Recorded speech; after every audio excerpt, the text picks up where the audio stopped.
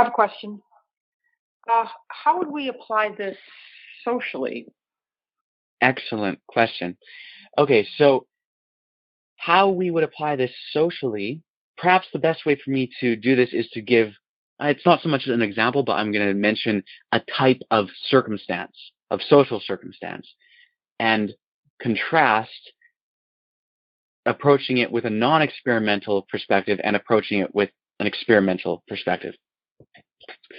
So socially, how this might apply is that you might go to a store and have a friend who works at the store or owns the store, and they're your friend, and some guy walks in and is offering to do some sort of business, and your friend tells you that guy is a real jerk.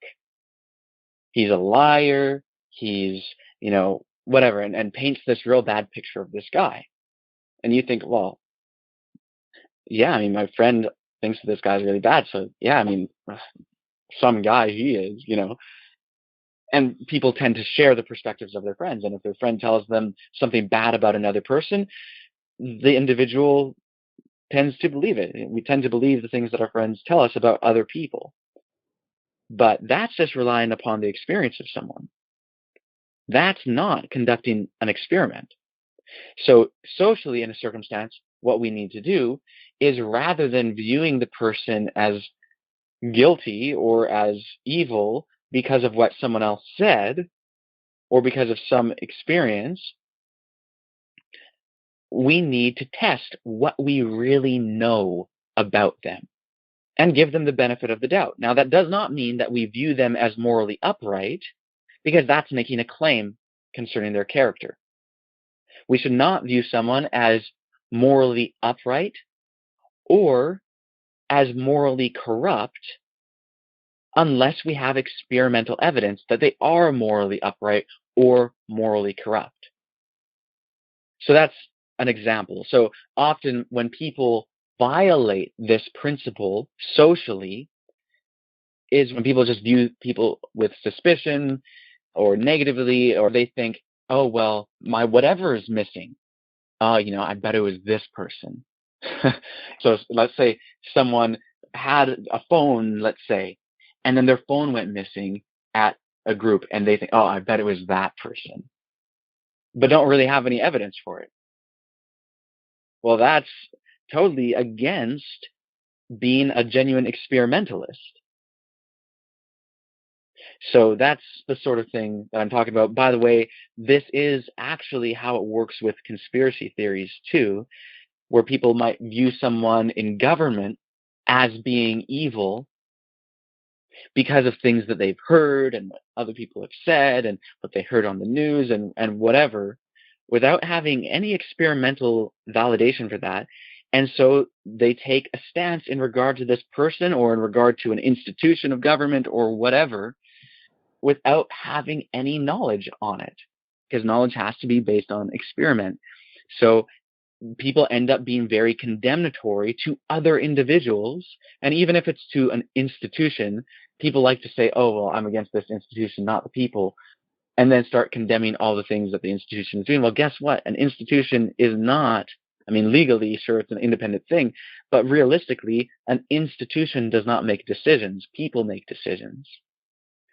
So we need to be very careful in the conclusions we come to in regard to other people and to social institutions and so on and so forth.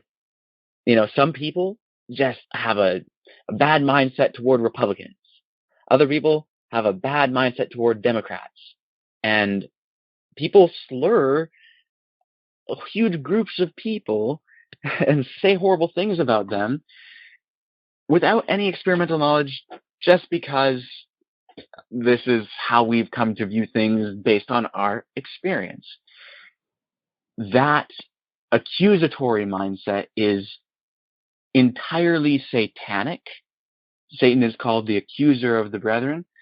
And here we are accusing our fellow human beings without having experimental knowledge. And I often I've said to people many times that you shouldn't accuse someone of something, whether they are your next door neighbor, your fellow believer in the branch, or the president of the United States, or the Rothschilds, or whoever.